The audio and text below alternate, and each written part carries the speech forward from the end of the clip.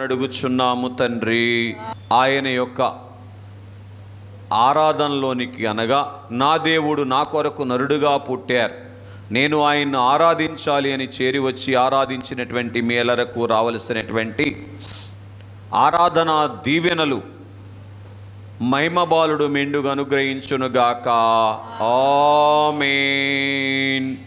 అందరికీ Christmas మరణాతా. మరణాతా. We wish you all happy Christmas. We wish you all happy Christmas. We wish you happy Christmas. Bible Mission wish you Happy Christmas. Bible Mission wish you Happy Christmas. We wish you Happy Christmas. మరణాతా. మరణాతా. దేవుని వాక్యాన్ని చదువుకుందాం. పరిశుద్ధ వేదములో నుంచి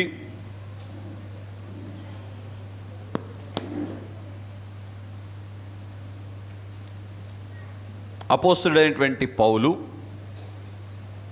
హెబ్రీలకు రాసిన పత్రిక 6వ అధ్యాయము 2వ వచనాన్ని చదువుకుందాం. త్వరగా చదివేమ్మా.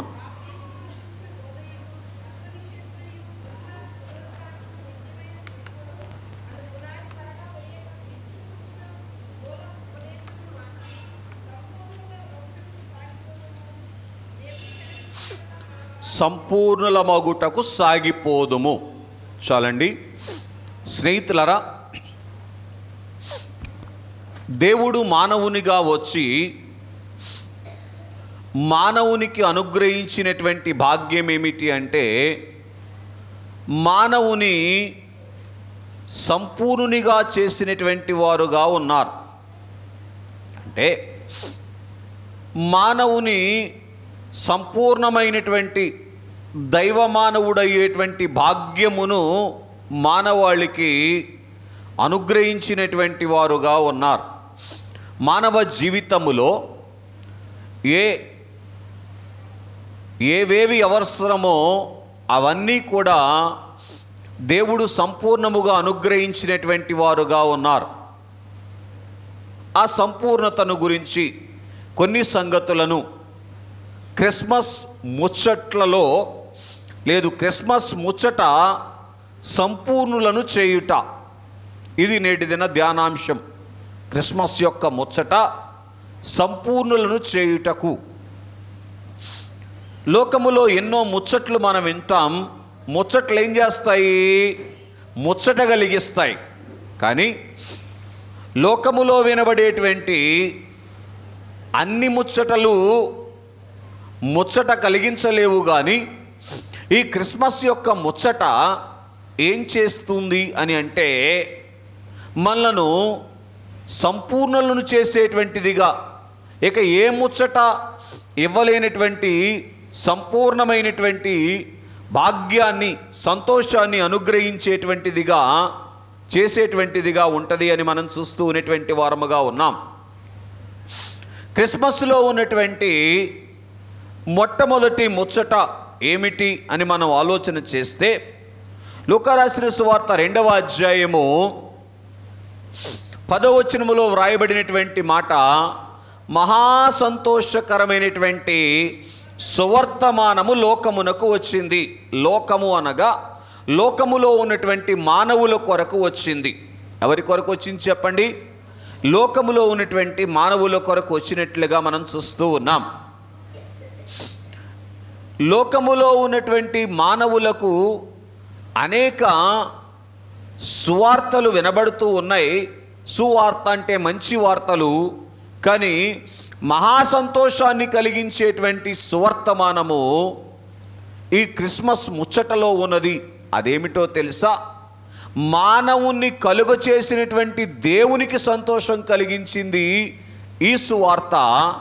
రెండవది, దేవుని చేత కలుగ చేయబడినటువంటి మానవునికి సంతోషం కలిగించింది ఈ సువార్త. మూడవది, దేవుని యొద్దకు వచ్చినటువంటి భక్తులైనటువంటి వారికి సంతోషం కలిగించింది. చెప్తారా ఒకసారి? దేవుని చేత కలుగ చేయబడినటువంటి మానవునికి సంతోషం ఇచ్చినటువంటిది సువార్త. రెండవది మానవుణ్ణి కలుగజేసినటువంటి దేవునికి సంతోషం ఇచ్చినటువంటిది సువార్త. దేవుని యొద్దకు వచ్చినటువంటి మానవులను సంతోషపరిచినటువంటిది సువార్త. ఏ సువార్త? ఈ దేవుడు నరుడుగా మానవుల కొరకు వచ్చారు అనేటువంటి సువార్త. అందుకే ఈ వార్తను సువార్త, మహా సంతోషకరమైనటువంటి సువార్త అని ఎవరు చెప్పారు? పరలోకములో నుండి వచ్చినటువంటి దేవదూతలైనటువంటి వారి ద్వారా దేవుడే కబురు పంపించారు. అంటే దేవలోకము దృష్టిలో మహా సంతోషకరమైనటువంటి సువార్త. గ్రహించండి, ఏమిటి మహా సంతోషం అంటే? దేవలోకానికి సంతోషము, రెండవది భూలోకానికి సంతోషము, మూడవది పాతాళ లోకానికి సంతోషము కలిగించినటువంటిది ఈ వర్తమానం. ఏ వర్తమానం? అయ్యో, దేవుడు మానవుడుగా ఈ లోకానికి వచ్చారు అనేటువంటి వర్తమానం. దేవుడు మానవునిగా ఈ లోకానికి రాకముందు దేవలోకానికి పరిపూర్ణమైనటువంటి సంతోషము లేదు. రెండవది భూలోకానికి పరిపూర్ణమైనటువంటి సంతోషము లేదు. మూడవది చెప్పగలరా?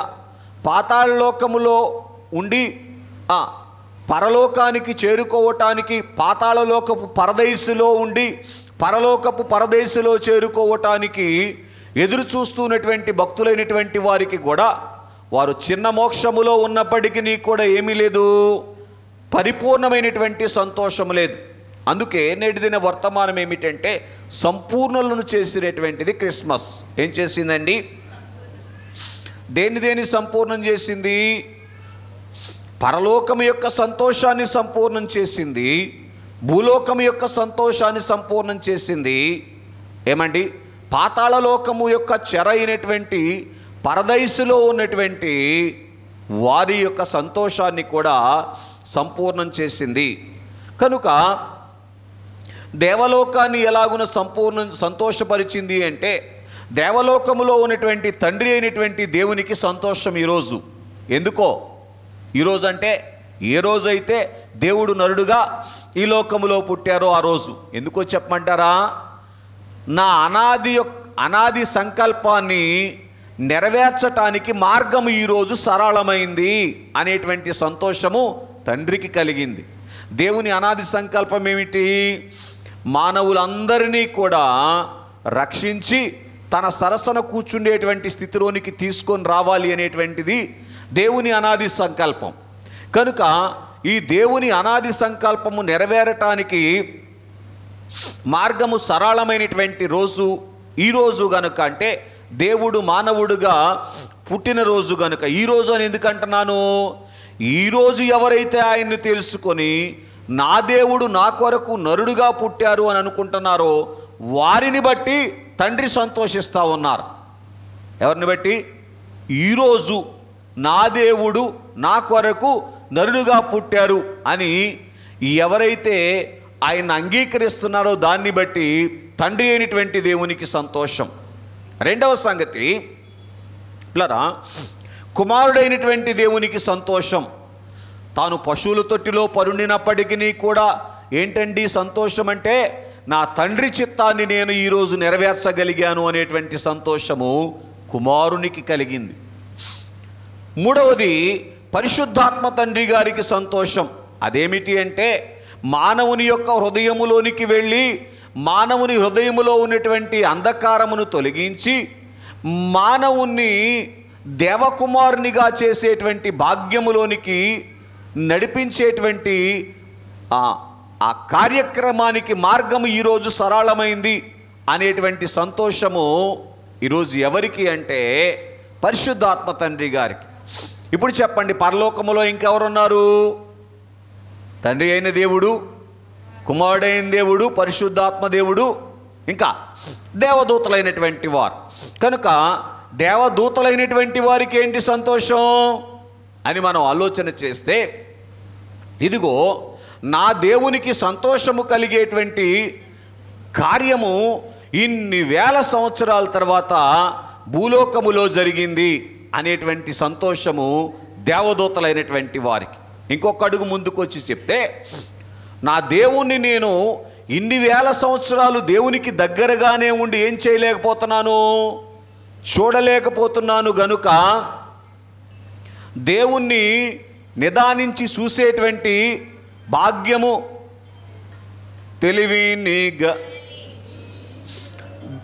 దేవుణ్ణి నిదానించి చూసేటువంటి భాగ్యము అనేటువంటిది, నా నేత్రాలతో చూసేటువంటి భాగ్యము అనేటువంటిది నాకు దొరికింది అనేటువంటిది పిల్లరా దేవదూతలైనటువంటి వారికి కలిగినటువంటి సంతోషం. కనుక ఆలోచన చేయటానికి ప్రయత్నం చేయండి. దేవదూతలైనటువంటి వారికి సంతోషం ఏంటంటే, ఇన్ని వేల సంవత్సరాలు మేము దేవలోకములో ఉన్నాము కానీ దేవుణ్ణి చూసేటువంటి దేవుణ్ణి మా కన్నులతో చూసేటువంటి భాగ్యం మాకు కలగలేదు. ఈరోజు దేవుణ్ణి మేము కన్నులతో చూసేటువంటి భాగ్యం మాకు దొరికింది అని దేవదూతలైనటువంటి వారికి సంతోషం కలిగింది. అంటే దేవదూతల యొక్క సంతోషము సంపూర్ణమైంది. అంతకుముందే సంతోషం ఉంది, మేము దేవలోకములో ఉన్నాము, దేవునికి దగ్గరగా అనే సంతోషం ఉంది, కానీ ఏ సంతోషం లేదు, దేవుణ్ణి మా కన్నులతో పూర్తిగా చూసేటువంటి భాగ్యము నాకు లేదు అనేటువంటి అసంపూర్ణమైనటువంటి సంతోషం వాళ్ళకు ఉంది. కానీ ఈరోజు ఏం దొరికింది, దేవుణ్ణి నిదానించి వారి యొక్క నేత్రాలతో చూసేటువంటి సంతోషం దొరికింది. కనుక దేవలోకములో ఉన్నటువంటి దేవదూతలకు సంతోషం. మరి ఒకటిగా దేవలోకములో ఉన్నటువంటి సైన్య సమూహానికి సంతోషం. లూకా రాసిన సువార్త 2వ అధ్యాయము 14వ వచనములో వారు వచ్చి ఏమంటా ఉన్నారంటే, సర్వోన్నతమైన స్థలముల్లో దేవునికి మహిమయు ఆయనకి ఇష్టలైనటువంటి మనుషులకు భూమి మీద సమాధానము కలుగునుగాక అని అంటున్నారు. కనుక బాగా గ్రహించండి, పరలోకములో ఉన్నటువంటి సైన్య సమూహానికి సంతోషం ఏమిటి అంటే, ఒకప్పుడు మేము 2 రెక్కలతో మా శరీరాన్ని, 2 రెక్కలతో మా కళ్ళను కప్పుకుంటూ ఎగురుతూ సైన్యములకు అధిపతియగు యెహోవా పరిశుద్ధుడు పరిశుద్ధుడు పరిశుద్ధుడు అని స్తుతిస్తూ ఉన్నాము. కానీ దేవుణ్ణి చూసి సంపూర్ణంగా స్తుతి అంటే అర్థం ఏంటంటే, దేవునికి పరలోకములో స్తుతి కలిగేటట్లుగా, భూలోకములో మహిమ కలిగేటట్లుగా దేవుణ్ణి స్తుతించేటువంటి భాగ్యం మాకు కలిగింది అని వాళ్ళు ఏం చేస్తూ ఉన్నారంటే, వాళ్ళ సంతోషాన్ని పరిపూర్ణం చేసుకున్నారు. దేవునికి మహిమ కలుగునుగాక. పిల్లరా, భూలోకములో ఉన్నటువంటి మానవులైనటువంటి వారికి ఈ పండుగ గొప్ప పండుగ. ఎందుకో పరిశుద్ధ గ్రంథములో నుంచి చదువుకుందాం. చూడండి, లూకా రాసిన సువార్తలో నుంచి 2వ అధ్యాయము 10వ వచనాన్ని కొంచెం త్వరగా చదవండి. ఆ భూలోకానికి సంతోషము ఎందుకంటే ప్రజలందరికీ అని మనం చూస్తూ ఉన్నాం. కనుక ప్రజలందరికీ సంతోషము ఎప్పుడైతే కలుగుతుందో, భూలోకములో ఎంతమంది ప్రజలు ఉన్నారో, ఎంతమంది ప్రజలు ఎంతకాలం ఉంటారో వారందరికీ కూడా ఏకకాలములో సంతోషము కలిగినటువంటి రోజు ఈరోజు. అందుకే భూలోకమునకు సంతోషము అనేటువంటి విషయాన్ని కూడా మనం చూస్తూ ఉన్నటువంటి వారముగా ఉన్నాం. కొంచెం ముందుకు చదివేయండి.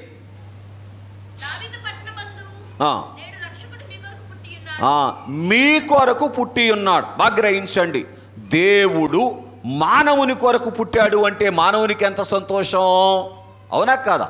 కనుక మరి ఒకటిగా మనం చూసినప్పుడు మానవునికి దేవుడు ఇచ్చినటువంటి వాటిని బట్టి ఎంతో కొంత సంతోషం ఉందా లేదా? కానీ ఈ సంతోషం ఏంటి? అల్పకాలం ఉండేటువంటి సంతోషం. ఆరోగ్యం అనే సంతోషమైన, ఐశ్వర్యం అనే సంతోషమైన, అధికారం అనే సంతోషమైన, సౌందర్యం అనే సంతోషమైన, ఆయుష్కాలం అనే సంతోషమైన అల్పకాలం ఉండేటువంటి సంతోషం. కానీ ఈ సంతోషం ఏంటంటే సంపూర్ణమైన సంతోషం. ఎందుకని అంటే దేవుడు నా కొరకు నరుడుగా పుట్టాడు అని. ఎవరి కొరకండి? మానవుని కొరకు దేవుడు జన్మించటం ఎంత సంతోషం. పిల్లరా గ్రహించండి. ఉదాహరణకి ఒక ఉన్నతమైనటువంటి వ్యక్తి మన కొరకు వస్తే మనకు ఆయన చేయగలిగినటువంటి మేలు చేస్తారు, అవునా కాదా? కానీ సాక్షాత్తు దేవదేవుడే మానవుని కొరకు వచ్చారు అంటే ఇక మానవ జీవితంలో ఏ లోటైనా కలుగుద్దా? కలగదు. కనుక మానవులైనటువంటి వారి కొరకు దేవుడు నరుడుగా వచ్చారు గనుక మానవులందరికీ కూడా సంతోషం. అందుకే దైవజనులు ఏమన్నారు? అందరి వంశంబులు నీ యందు దీవెన బొందునంతు నందెను వాకు అందే క్రీస్తు యూదులకును అన్యజనులకు. ఎవరికంట? యూదులకు అన్యజనులకు కూడా వాళ్ళ యొక్క సంతోషము సంపూర్ణమైపోయింది, నా జీవితం ధన్యమైపోయింది, నా దేవుడు నా కొరకు నరుడుగా పుట్టారు. సరే, కనుక దేవుని యందు ప్రియ స్నేహితులరా, చూడండి, ఒక ముఖ్యమంత్రి గారో ఒక ప్రధానమంత్రి గారో ఇక్కడ కూర్చున్నటువంటి నీ కొరకు వచ్చారనుకోండి, నీ దగ్గరికి ఎంత సంతోషం ఉంటుంది. కానీ సాక్షాత్తు దేవదేవుడే నరుడుగా నీ కొరకు వచ్చారు, ఎంత గొప్ప సంతోషం. కనుక ఈ సంతోషము మానవుని యొక్క సంతోషం పరిపూర్ణమైనటువంటి రోజు. అందుకే మనల్ని సంపూర్ణులు చేసినటువంటి పండుగ అని తెలియజేస్తూ ఉన్నాను. అట్లాగే వచ్చినటువంటి ఆయన ఎందుకు వచ్చారంట? రక్షకుడు అనే మాటను మనం చదువుతున్నాం. వచ్చిన ఆయన చూచి వెళ్ళటానికి రాలేదు సుమా, రక్షించటానికి వచ్చారు. ఎందుకు వచ్చారండి? కనుక దేవుని యందు ప్రియ స్నేహితులరా బాగా గ్రహించండి, సాక్షాత్తు దేవదేవుడే నన్ను రక్షించటానికి వచ్చారు అనే సంగతి ఎంతమంది అయితే ఎరిగినటువంటి వారుగా ఉన్నారో వారందరూ కూడా మహాసంతోషమును కలిగినటువంటి వారుగా ఉంటారు అని ఈ శ్రేష్టమైనటువంటి సమయములో మనం చూస్తూ ఉన్నటువంటి వారముగా ఉన్నాం. చూడండి, రక్షించేటువంటి వారు మనుషులైతే ఎంతవరకు రక్షించగలరు? కొన్ని విషయాల్లో రక్షించగలరు, కొన్ని విషయాల్లో రక్షించలేరు. కానీ దేవదేవుడే ఎందుకు వచ్చాడంట? రక్షించటానికి వచ్చారు. కనుక దేవుడు రక్షించలేని పరిస్థితి ఏదైనా ఉన్నదా? కనుక ఇంత గొప్ప దేవుడు మమ్ములను రక్షించటానికి వచ్చాడు గనుక మేము సంతోషించవలసినటువంటి పండుగ ఈరోజు అని పిల్లరా సర్వమానవాళి పండుగ చేసుకోవలసినటువంటి రోజు.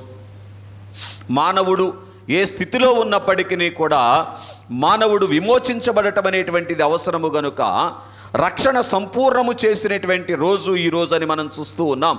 అట్లాగే ఇంకొకసారి అదే మాట మనం చదివితే మీ కొరకు అనేటువంటి మాటను మనం చూస్తూ ఉన్నాం. కనుక మీ కొరకు అంటే మానవుని అందరి కొరకు, ఎవరి కొరకైతే మానవుడు ఎదురు చూస్తూ ఉన్నారో ఆ ఎదురు చూసేవారు అందరి కొరకు దేవుడు వచ్చారు. చూసారా? కనుక మానవుని యొక్క సంతోషము సంపూర్ణమైనటువంటి రోజు. ఎలాగొచ్చారంట? మత్తయి సువార్త 1వ అధ్యాయం 23వ వచనం చదువుకుందాం. కొంచెం త్వరగా సహాయం చేయండి. మత్తయి సువార్త 1వ అధ్యాయం 23వ వచనం. ఇదిగో కన్యక గర్భవతి అయి కుమారుని కనును, ఇమ్మానుయేలను మాటకు భాషాంతరమున దేవుడు మనకు తోడని అర్థమో. గ్రహించండి, ఎందుకు వచ్చారంట? ఈ దేవుడు తోడుగా ఉండటానికి వచ్చారంట. బాగా గ్రహించండి, లోకంలో ఎన్నో తోళ్ళు ఉన్నాయి కదా, కానీ ఈ తోడులు ఏం చేయటం లేదు? తోడును సంపూర్ణం చేయటం వల్ల, అవునా కాదా? పిల్లలు ఉన్న వారికి పిల్లల తోడు సంపూర్ణం చేయటం లేదు, ఆస్తి ఉన్నటువంటి వారికి ఆస్తి తోడు కూడా సంపూర్ణం చేయటం లేదు. కనుక దేవుని యందు ప్రియ స్నేహితులరా, మన తోడు దేవుడిచ్చిన వాటిని బట్టి మన తోడు సంపూర్ణం కావట్లేదు కాబట్టి దేవుడే తోడుగా వచ్చారు. కనుక మరియ పుత్ర నామమి ఇమ్మానుయేలగున్, నరులకు దేవుండే తోడు ధరిని దేవుడుండుగా నా వెరువమెన్నడున్, పరమాదేవుని అంటే ధరిని దేవుడుండుగాన వెరవమెన్నడన్. కనుక దేవుడు తోడుగా ఉండటాన్ని బట్టి ఎప్పుడూ కూడా మానవునికి ఏ పరిస్థితిలో కూడా భయపడవలసినటువంటి అవసరం లేనటువంటి తోడుగా దేవుడు మానవులైనటువంటి వారికి అనుగ్రహించబడినటువంటి రోజు ఈరోజు గనుక ఈరోజు మానవ జీవితంలో ఒక ఘనమైనటువంటి పండుగ. ఎంత గొప్ప తోడుగా వచ్చారు అని మనం ఆలోచన చేస్తే యెషయా గ్రంథము 9వ అధ్యాయము 6వ వచనములో ఉంటుంది, ఏలయనగా మనకు శిశువు పుట్టెనో. దేవుడు ఎలాగొచ్చారంటండి? శిశువుగా వచ్చారు. బాగా వినండి, ఎందుకు దేవుడు శిశువుగా వచ్చారు? దేవుడుగానే భూలోకానికి వస్తే ఏ మానవుడు దేవుని దగ్గరికి వెళ్ళటానికి మానవునికి ధైర్యం సరిపోదు. కనుక మానవుడు ఎప్పుడైతే శిశువుగా వచ్చారో, శిశువుని చూడటానికి ఎవరైనా భయపడతారా? ఎవరు భయపడరు. కనుక మానవుడు చనువుగా దేవుని దగ్గరికి వెళ్ళటానికి దేవుడు శిశువుగా వచ్చారు. అందుకే తండ్రి గారు ఏమన్నారు? చనువుగా దరి చేర శిశువు స్వామి ఆయను. మానవునికి ఎవరితో చనువు కావాలో తెలుసా? బాగా వినండి, దేవునితో చనువు కావాలి. కనుక మానవుడు దేవునితో చనువును సంపాదించలేకపోతూ ఉన్నాడు గనుక దేవుడు కలుగ చేసినటువంటి వాటి మీద ఆధారపడతా ఉన్నారు. చూడండి, ఒక బిడ్డ ఒక తండ్రిని చనువుగా అడిగినంతగా మానవుడు దేవుణ్ణి ఎందుకు అడగలేకపోతా ఉన్నాడంటే, దేవుణ్ణి మానవుడు సమీపించలేకపోతా ఉన్నాడు గనుక. ఇప్పుడు దేవుడు ఏం చేశారంటే, ఈ క్రిస్మస్లో పూర్తి చేయండి, చనువు అవ్వటానికి వచ్చారు, శిశువులాగా వచ్చారు గనుక చిన్నవారు చనువుగా వెళ్ళొచ్చు ఆయన దగ్గరికి, పెద్దవారు చనువుగా వెళ్ళొచ్చు, అలాగే గొప్పవారు చనువుగా వెళ్ళొచ్చు, పేదవారు చనువుగా వెళ్ళొచ్చు. అందుకే దైవజనులు ఏం పాడారు? చిన్నవారి క్రిస్మసు, పెద్దవారి క్రిస్మసు, చిన్నవారి క్రిస్మసు, పెద్దవారి క్రిస్మసు, పేదవారి క్రిస్మసు, గొప్పవారి క్రిస్మసు, పేదవారి క్రిస్మసు, గొప్పవారి క్రిస్మస్. అంటే అన్ని వర్గాల వారు కూడా ఆయనను చనువుగా సమీపించేటువంటి భాగ్యం. ఎవరిని? దేవుణ్ణి. చూసారా, దేవుడు అనగానే అమ్మో అని భయపడతాం, కానీ ఆయన ఎప్పుడైతే శిశువుగా వచ్చారో చనువుగా ఆయన దగ్గరికి వెళ్ళేటువంటి ధన్యత అనేటువంటిది ప్లరా మానవులైనటువంటి వారికి, అంటే మానవునికి దేవునితో చనువు సంపూర్ణమైంది. ఏం సంపూర్ణమైంది? అప్పటిదాకా ఏం కావాల్సి వచ్చింది? మధ్యవర్తి కావాల్సి వచ్చింది. ఏం కావాల్సి వచ్చింది? ప్రవక్తల దగ్గరికి వెళ్ళి, అయ్యా నువ్వు దేవునితో చెప్పు నాకు ఇది కావాలి అని, లేదు యాజకుల దగ్గరికి వెళ్ళి, అయ్యా నువ్వు దేవునితో చెప్పు నాకు ఇది కావాలని అని అడిగేటువంటి పరిస్థితిలో ఉన్నటువంటి మానవుడు చనువుగా దేవుని దగ్గరకు సమీపించేటువంటి భాగ్యము దొరికింది. కనుకనే 20వ పాట 8వ చరణంలో దైవజనులు చాలా వివరంగా రాశారు, తర్వాత చదువుకోండి. ఇంకొకటిగా యెషయా గ్రంథము 9వ అధ్యాయము 6వ వచనాన్ని మీరు చదివితే, మనకు కుమారుడు అనుగ్రహించబడెను. ఎలాగొచ్చారంటండి? కుమారుడుగా వచ్చారు. బాగా గుర్తుపెట్టుకోండి, ఎవరికి కుమారుడుగా వచ్చారు? మనకు కుమారుడుగా వచ్చారు. ఏ కుమారుడు మనకు కుమారుడుగా వచ్చాడు? లూకా రాసిన సువార్త 1వ అధ్యాయం 35వ వచనములో ఉంటుంది, దేవకుమారుడు. ఏ కుమారుడు అంటండి? దేవుని కుమారుడు మనకు కుమారుడుగా వచ్చారు. ఆలోచించేయండి, దేవుని కుమారుడు ఎంత గొప్ప కార్యం చేయగలరు? సాక్షాత్తు దేవుని కుమారుడే మన కుమారుడయ్యారు. కనుక దేవుని కుమారుడు ఎప్పుడైతే మన కుమారుడు అవుతారో పరోక్షంగా ఏమవుతాం? మనము దేవునికి కుమారులయ్యే భాగ్యం దొరికింది. యోహాను రాసిన సువార్త 1వ అధ్యాయం 12వ వచనంలో రాయబడి ఉంటుంది, ఎందరూ ఆయనను అంగీకరించిరో వారందరికీ దేవుని పిల్లలగుటకు ఆయన అధికారము ఇచ్చెను. ఆదిలో మానవుణ్ణి దేవుడు ఎలాగా కలుగజేశారు? దేవుని కుమారుల్లాగానే కలుగజేశారు. మన పెద్ద తండ్రి గారైనటువంటి ఆదాము గారిని ఎలా కలుగజేశారు? దేవుని కుమారుడుగా కలుగజేశాడు. లూకా సువార్త 3వ అధ్యాయం చివరి వచనంలో ఉంటుంది, ఆదాము దేవునికి కుమారుడు. కనుక దైవ కుమారత్వాన్ని మనం ఏం చేశాం? దేవుని మాట వినకపోవటాన్ని బట్టి దైవ కుమారత్వాన్ని పోగొట్టుకున్నాం. కనుక దైవ కుమారత్వాన్ని పోగొట్టుకున్నాము గనుక దేవుని యొద్దకు చేరుకునేటువంటి పరిస్థితి మన జీవితంలో కనిపించడం లేదు. కనుక ఇప్పుడేం చేశారంటే, దేవుడు మనకు కుమారుడుగా వచ్చి మనము ఆయనను అంగీకరిస్తే ఆయన ఏం చేస్తున్నారంట? గల్తీలకు రాసిన పత్రిక 4వ అధ్యాయం 5వ వచనములో ఉంటుంది, మనలను ఆయనకు దత్తత చేసుకుంటున్నారంట. దత్తత చేసుకుంటే ఏమవుతారండి? కుమారులు అయిపోతారు. కాబట్టి దేవుని యందు ప్రియ స్నేహితులారా గమనించండి, ఇక్కడ మనం చూసినటువంటి వారముగా ఉన్నట్లయితే దేవుని కుమారునికి ఎప్పుడైతే మనం దత్తత చేయబడతామో మనము దేవుని కుమారులం అయ్యేటువంటి భాగ్యాన్ని దేవుడు అనుగ్రహించేటువంటి వారుగా ఉంటారు. కుమారులం అయితే ఏమవుతాం? వారసులమైపోతాం, దేవలోకానికి వారసులమయ్యేటువంటి ధన్యత. అంటే ఇక్కడ మనం చూసినటువంటి వారముగా ఉన్నట్లయితే మన యొక్క కుమార భాగ్యము సంపూర్ణమవుతా ఉంది. ఏ కుమారుడు మనకు కావాలో ఆ కుమారుడు మనకు మనము కుమారునిగా ఆయన అందుకునేటువంటి భాగ్యం అనేటువంటిది క్రిస్మస్లో మనకు సంపూర్ణమైనట్లుగా మనం చూస్తూ ఉన్నటువంటి వారముగా ఉన్నాం.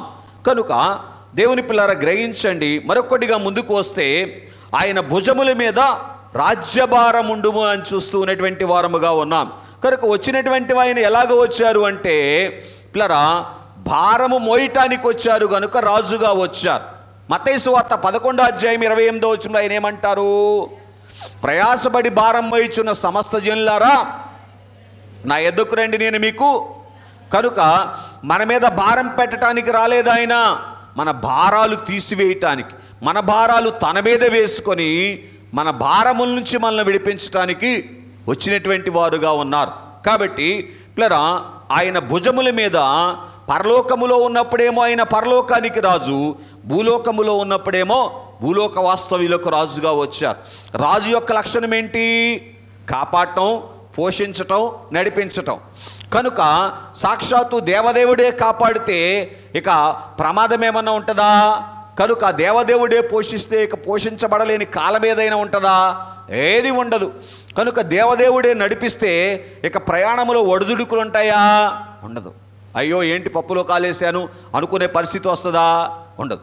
కాబట్టి ఇక్కడ మనం చూసినటువంటి వారముగా ఉన్నట్లయితే ఆయన పిల్లరా రాజరికము, మనకు అవసరమైనటువంటి రాజరికాన్ని సంపూర్ణం చేయటానికి రాజు స్థానంలో ఎంతమంది వచ్చారు? సౌలు దగ్గర నుంచి వేల మంది వచ్చారు. రాలేదా భూలోకానికి రాజులు? కానీ ఏ రాజులు కూడా ఏం చేయలేకపోయారు? రాజు స్థానాన్ని సంపూర్ణం చేయలేకపోయారు. భూలోకములో వాళ్ళు ఉన్నంతకాలము కొన్ని పనులు చేసిన మాట వాస్తవమే, కానీ అన్నిటి నుంచి ఏం చేయలేకపోయారు? రక్షించలేకపోయారు. చేర్చవలసినటువంటి మోక్షలోకాన్ని చేర్చలేకపోయినటువంటి వారుగా ఉన్నారు. కనుక ఈ రాజు ఏం చేశారు అంటే మన భారములన్నిటినీ కూడా తన మీద వేసుకున్నటువంటి వారుగా ఉండి మనలను ఏంటండి సరి అయినటువంటి మార్గములోనికి నడిపించారు. అందుకే దైవజనులు పాడుతూ ఏమన్నారు అని మనం ఆలోచన చేస్తే, మనవుల్ వర్తింప మదిరి చూపుట విమల నరావతారము వలననే. మానవుడు ఎలాగూ నడిస్తే దేవుని దృష్టిలో దేవునికి అంగీకారముగా ఉంటాడు అనేటువంటి సంగతిని చూపించటానికి ఆయన విమల నరావతారిగా, అంటే మంచి నరావతారము కలిగినటువంటి మానవుడుగా ఈ లోకములోనికి వచ్చినటువంటి వారుగా ఉన్నారని మనం చూస్తూ ఉన్నాం. కనుక సరే, మరి ఒకటిగా అదే యోహాను సువార్త ఒక్క మాట, అదే యెషయా గ్రంథము 9వ అధ్యాయం 6వ వచనంలో ఉన్నటువంటి మాట ఆశ్చర్యకరుడు అని మనం చూస్తూ ఉన్నటువంటి వారముగా ఉన్నాం. మత్తయి సువార్త 7వ అధ్యాయం 28వ వచనంలో రాయబడినటువంటి మాట ఏమిటంటే ఆశ్చర్యకరమైనటువంటి బోధలు ఆయన చేశారు. ఆయన ఆశ్చర్యకరుడు మాత్రమే కాదు, కానీ ఆశ్చర్యములో మనలను ముంచేవారు, మునిగిపోయేటట్లుగా, అంటే ఆశ్చర్యాన్ని మనం అనుభవించేటట్లుగా చేసేవారు. కనుక ఆయన చేసినటువంటి ఆశ్చర్య కార్యములు ఏమిటి చెప్పండి? పాపులను ఆయన రక్షించారు, అంతేకాదు వ్యాధిగ్రస్తులను స్వస్థపరుస్తూ ఉన్నారు. పూర్తి చేయండి. ఆపదలో ఉన్నటువంటి వారిని కాపాడుతూ ఉన్నటువంటి వారుగా ఉన్నారు. చనిపోయిన వారిని బ్రతికించినటువంటి వారుగా ఉన్నారు. చనిపోయినటువంటి వారిని తిరిగి లేపి మోక్షానికి తీసుకొని వెళుతూ ఉన్నటువంటి వారుగా ఉన్నారు. ఎంత గొప్ప ఆశ్చర్య కార్యం! కనుక మన ఆశ్చర్యము సంపూర్ణమయ్యేటువంటి ఆశ్చర్యాలు చాలా చూస్తున్నాం, కానీ తృప్తి కలుగుతూ ఉందా? కానీ ఈయన చేసినటువంటి ఆశ్చర్య కార్యములు, చేస్తూ ఉన్నటువంటి ఆశ్చర్య కార్యములు మనల్ని ఏం చేస్తున్నాయంటే సంపూర్ణులుగా చేస్తూ ఉన్నాయి. మరి ఒకటిగా మనం చూసినప్పుడు 9వ అధ్యాయములోనే యెషయా గ్రంథం 6వ వచనములో ఆలోచనకర్తగా ఆయన వచ్చినటువంటి వారుగా ఉన్నారు. సామెతల గ్రంథంలో ఉంటుంది, ఆలోచనకర్తలు అనేకులు ఉండుట మేలు అని. కనుక దేవుని యందు ప్రియ స్నేహితులారా, ఇక్కడ మనం చూసినప్పుడు దేవుడు మానవునికి ఆలోచన చెప్పటానికి దేవుడే వస్తే, దేవుడే ఆలోచన చెప్తే ఎంత బాగుంటుందండి? ఏమన్నా పొరపాటు జరుగుద్దే ఆలోచనలో? కాబట్టి దేవుడే మానవులకు ఆలోచన చెప్పడానికి వచ్చినటువంటి గొప్ప భాగ్యము ఏమైంది అంటే క్రిస్మస్ రోజున దొరికింది. అంటే అర్థం ఏంటంటే మనకి సంపూర్ణమైనటువంటి ఆలోచనకర్త దొరికారు. ఈ విషయంలో చెప్పగలిగాడు, ఈ విషయంలో చెప్పలేడు అని. ఇక్కడ కూర్చున్నటువంటి మీలో వ్యాపారం చేసేవాళ్ళు వ్యాపారం ఎలా చేయొచ్చో ఆలోచన చెప్పగలరు, అవునా? వ్యవసాయం చేసేవాళ్ళు వ్యవసాయం ఎలా చేస్తే మేలు కలుగుద్దో చెప్పగలరు. అలాగే ఉద్యోగం చేసేవాళ్ళు ఆ విషయంలో ఆలోచన చెప్పగలరు. కానీ అన్ని విషయముల్లో ఆలోచన చెప్పగలిగినటువంటి వారెవరు? దేవదేవుడు. కనుక అందుకే ఆయన చెప్పిన మాట ఏంటో తెలుసా? నా యొద్ద నేర్చుకోనుడి అన్నారు. ఏం చెప్పారండి? నా దగ్గర కూర్చొని నేర్చుకోనండి, నేను మీకు ఆలోచన చెప్తాను. ఏ పరిస్థితిలో ఎలా కాపాడబడాలో, ఏ పరిస్థితిని ఎలా తప్పించుకోవాలో, ఏ పరిస్థితిలో ఎలా మేలు పొందాలో అన్ని ఆలోచనలు ఆయన చెప్పినటువంటి వారుగా ఉన్నారు. ఈరోజు కూడా ఆయన పాదాల దగ్గర మనం కూర్చుంటే చెప్పేటువంటి వారుగా ఉన్నారు. పాప బంధకముల నుంచి ఎలాగున విడిపింపబడాలో మార్గం చెప్పేటువంటి వారు ఆయనే. పాప ఫలితము నుంచి విడిపించేవారు ఆయనే. పావన మార్గములో నడిపించేటువంటి మార్గాన్ని కూడా ఆయనే చూపించేటువంటి వారు, సరైనటువంటి ఆలోచన చేసేటువంటి వారు, చెప్పేటువంటి వారుగా ఉన్నారు, మనం చూస్తూ ఉన్నాం. మరి ఒకటిగా యెషయా గ్రంథము 9:6లో ఉన్నటువంటి మాట, ఆయన బలవంతుడైనటువంటి దేవుడు. అంటే బాగా వినండి, బలవంతుడైనటువంటి దేవుడు మానవుని కొరకు, అంటే మన కొరకు మనకు కుమారుడుగా వచ్చారంటే పూర్తి చేయండి. ఇక మన బలానికి ఏమైనా కొద ఉంటుందా? ఇంకే బలం కోసం అన్నా పరిగెత్తాలా? అంటే మన బలము సంపూర్ణమైంది. ఆయనే మనకు కుమారుడయ్యారు కనుక ఏమైంది చెప్పండి? మన బలము సంపూర్ణమైపోయి ఎంత బలం వచ్చిందో తెలుసా?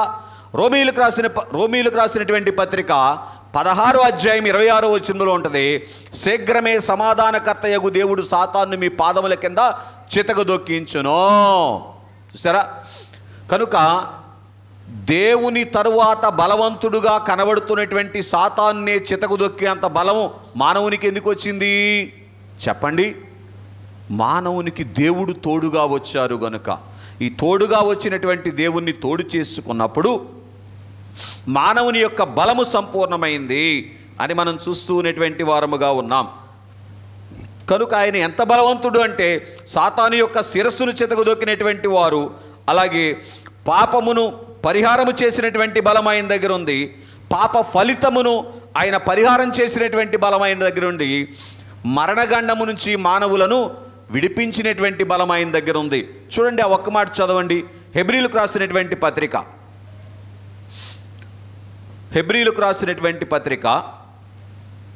2వ అధ్యాయం 19వ వచనం. 2వ అధ్యాయం 14వ వచనం. కాబట్టి ఆ పిల్లలు అంటే మనుషులు రక్తమాంసములు కలిగినటువంటి వారుగా ఉండి మరణము యొక్క బలము గలవానిని అనగా అపవాదిని మరణము ద్వారా నశింపజేయుటకు జీవితకాలమంతయు మరణ భయము చేత దాస్యమునకు లోబడిన వారిని విడిపించుటకు ఆయన రక్తమాంసములో పాలివాడాయను. ప్రతి మనిషికి ఏ భయం ఉంది? మరణ భయం ఉంది. కనుక మనకున్నటువంటి మరణ భయం నుంచి మనల్ని విడిపించడానికి ఏం చేశారు? మనకెందుకు మరణం వచ్చింది? మనము రక్తమాంసాలు కలిగినటువంటి వారము గనుక, దేవునికి దూరం అయిపోయాం కనుక మనకు మరణం వచ్చింది. కాబట్టి మనలను మరణ భయము నుంచి విడిపించటానికి ఆయన ఏం చేశారంటే మన రక్తమాంసాల్లో ఆయన పాలివాడై ఏం చేశారు చెప్పండి? మన మీద ఉన్నటువంటి మరణాన్ని తన మీద వేసుకున్నారు. తన మీద వేసుకొని మరణములోనికి వెళ్ళి మరణాన్ని చంపి తిరిగి మరలా 3వ రోజున తిరిగి లేచారు. అర్థమవుతుందండి? అలాగున దేవుని యందు విశ్వాసం ఉంచినటువంటి వారిని, యేసుక్రీస్తునందు విశ్వాసం ఉంచినటువంటి వారిని ఆయన ఏం చేస్తారు? రేపు మధ్యాకాశంలోనికి ఆయన వచ్చినప్పుడు మరణములో నుంచి తిరిగి లేపేటువంటి వారుగా ఉన్నారు. కనుక ఈ బలవంతుడైనటువంటి దేవుడు మరణములో నుంచి లేపగలిగినటువంటి బలవంతుడు గనుక మానవునికి అవసరమైనటువంటి బలవంతుని యొక్క తోడు సంపూర్ణమైంది. ఏం సంపూర్ణమైంది? రైట్. చివరిగా నిత్యుడగు తండ్రి అనే మాటను మనం చూస్తూ ఉన్నాం. ఏంటి నిత్యుడగు తండ్రి అంటే? ఆయన నిత్యము మనకు తండ్రిగా ఉంటారు. ఇది చూడండి, మన ముత్తాతలకి తండ్రిగా ఉన్నారు ఆయన, మన తాతలకు తండ్రిగా ఉన్నారు, మనకు తండ్రిగా ఉన్నారు, మన పిల్లలకు పిల్లల పిల్లల తరాలకి యుగయుగాలకు కూడా ఆయన తండ్రిగా ఉంటారు. ఎందుకో? ఆయన ఎవరు? మరణము లేనటువంటి దేవుడు, అన్ని కాలాల్లో ఉండేటువంటి దేవుడు. అసలు దేవుడు అంటే ఎవరు? దేవుడు అంటేనే మరణం లేనటువంటి వాడు. మన కొరకు మరణించి మూడవ దినము తిరిగి లేచారు. ఆయన సజీవుడు గనుక ఆయన నిత్యుడగు తండ్రి, నిత్యం ఉండేటువంటి వారు. కాబట్టి అంతేకాదు, నిత్య జీవములోనికి మనల్ని నడిపించగలిగినటువంటి దేవుడు అని మనం చూస్తూ ఉన్నటువంటి వారముగా ఉన్నాం. కనుక మనకు నిత్యుడగు తండ్రి ఉన్నాడు అనేటువంటి సంపూర్ణత ఈ క్రిస్మస్ పండుగలో మనకు దొరికింది అని మనం చూస్తూ ఉన్నాం. చివరిగా సమాధానకర్తయగు అధిపతి. తిమోతికి రాసినటువంటి మొదటి పత్రిక 2వ అధ్యాయం 5వ వచనంలో మీరు చదివితే, ప్లరా యేసుక్రీస్తు ప్రభువారు ఎవరు అని రాయబడింది అంటే దేవునికి మానవునికి మధ్యవర్తిగా వచ్చారు. ఎందుకని? మానవునికి దేవునికి మధ్య సమాధానం తీసుకొని రావటానికి. మానవుడు దేవుని మాటలో నుంచి బయటికి వచ్చాడు గనుక, మానవుడు దేవుని దగ్గరికి వెళ్ళేటువంటి స్థితిని పోగొట్టుకున్నాడు గనుక, ఇప్పుడు దేవుడే మానవుడుగా వచ్చి ఏం చేశారు? మరలా తండ్రి మాటకు విధేయుడై ఉండి మనలను దత్తత చేసుకొని మన ద్వారా మనము ఆయన ద్వారా దేవుని దగ్గరకు వెళ్ళేటువంటి భాగ్యాన్ని అనుగ్రహించారు. అందుకే ఆయన ఎవరు అంటే సమాధానకర్త. కనుక సమాధానకర్తను అందుకునేటువంటి భాగ్యము మానవ జీవితంలో సంపూర్ణమైంది. ఎన్ని సంగతులు విన్నాం చెప్పండి? 13 సంపూర్ణతలు మనం విన్నాం. కనుక అందుకే దైవజనులు చెప్పిన మాట, ఇట్టి దేవుడు ఇట్టి నరుడు ఎవరునూ ఎక్కడనూ లేని యేసుక్రీస్తు వారి కథ వినుడి అని తెలియచేశారు. కనుక మానవ జీవితంలో అవసరమైనటువంటి సకల సంపూర్ణతలు మానవునికి ఇచ్చి మానవుణ్ణి దైవ మానవుడిగా తీర్చిదిద్దగలిగినటువంటి వారు యేసుక్రీస్తు ప్రభువారు మానవుడిగా ఈ లోకానికి వచ్చినటువంటి రోజు ఏంటి చెప్పండి? ఇది పండుగ. అందుకే ఈ పండుగను ఏమన్నారు దైవజనులు? క్రిస్మస్ అన్న పండుగ చేసి కొన్న మెండుగా, మానవాత్మ నిండుగా చేయకున్న దండుగా, మానవాత్మ నిండుగా చేయకున్న. కనుక ఈ పండుగ డిసెంబర్ 25వ తారీఖు మాత్రమే కాదు కానీ ప్రతిరోజు చేసుకోవాలి మనం. ఏమని? నా దేవుడు నా కొరకు నరుడుగా పుట్టాడు గనుక దేవానికి నమస్కారం అని ఆయన దగ్గర శిరస్సు వంచటమే క్రిస్మస్. ఏంటండి క్రిస్మస్ అంటే? నా దేవుడు నా కొరకు నరుడుగా పుట్టాడు, దేవా నన్ను రక్షించటానికి వచ్చావు, నాకు తోడుగా ఉండటానికి వచ్చావు, నాకు తండ్రిగా ఉండటానికి వచ్చావు, నాకు కుమారుడుగా ఉండటానికి వచ్చావు, నాకు చనువుగా ఉండటానికి వచ్చావు, ఏమండి నాకు బలవంతుని తోడు ఇవ్వటానికి వచ్చావు, ఏమండి నాకు సమాధానం ఇవ్వటానికి వచ్చావు. ఈ సంగతులన్నీ ప్రతిరోజు జ్ఞాపకం చేసుకుంటూ ఏం చేయాలి? ప్రతిరోజు పండగ చేయాలి. అప్పుడు ఏమవుతుంది? మానవ జీవితం ప్రతిరోజు పండగ అవుతుంది. లేకపోతే ఏమవుతుంది? ఏంటో ఉన్నాను కానీ ఎందుకు ఉన్నానో తెలియట్లేదు అనేటువంటి విచారం వచ్చేటువంటి పరిస్థితి ఉంటుంది. అర్థమవుతుందండి? కనుక అతి గొప్ప దేవుణ్ణి నిత్యము ఆరాధిస్తూ దేవలోకమును స్వతంత్రించుకునేటువంటి ధన్యత చేరి వచ్చిన మనలకు తండ్రి దయచేయునుగాక. ఆమేన్. పరలోకమందున్న మా తండ్రి, నీ నామం పరిశుద్ధపరచబడుగాక, నీ రాజ్యం వచ్చునుగాక, నీ చిత్తము పరలోకమందు నెరవేర్చున్నట్లు భూమి యందు నెరవేరునుగాక. మానుదిన ఆహారాన్ని దయచేయండి. పైళ్ళ అపరాధం చేసిన వారిని మేము క్షమించిన ప్రకారం మా అపరాధములను క్షమించండి. మమ్మలను శోధనలోనికి తేక దుష్టును తప్పించండి. రాజ్యము, శక్తి, మహిమ నిరంతరము నీవై ఉన్నావు తండ్రి. ఆమేన్. ప్రవేశ రక్తము జయము, అపవాది క్రియలకు లయము. ప్రవేశ రక్తము సంపూర్ణ విజయము, అపవాది క్రియలకు అనంత నాశనము. హల్లెలూయా, హల్లెలూయా, హల్లెలూయా. స్తోత్రం, స్తోత్రం, స్తోత్రం. ఆమేన్, ఆమేన్, ఆమేన్. తన అద్వితీయ కుమారుని మనకు కుమారునిగా అనుగ్రహించినటువంటి తండ్రి అయినటువంటి దేవుని ప్రేమ, మన కొరకు శిశువుగా కుమారుడుగా దిగి వచ్చినటువంటి కుమారుడైన క్రీస్తు ప్రభు వారి యొక్క అనంత కృప, ఆయన కుమారత్వములోనికి తీసుకుని వెళ్ళి మనలను ఆయన కుమారులుగా సిద్ధపరుస్తున్నటువంటి పరిశుద్ధాత్మ తండ్రి గారి యొక్క అన్యోన్య సహవాసము, మనను సంపూర్ణులు చేయు పర్యంతము తోడయుండి నడిపించి మహిమనొందును గాక.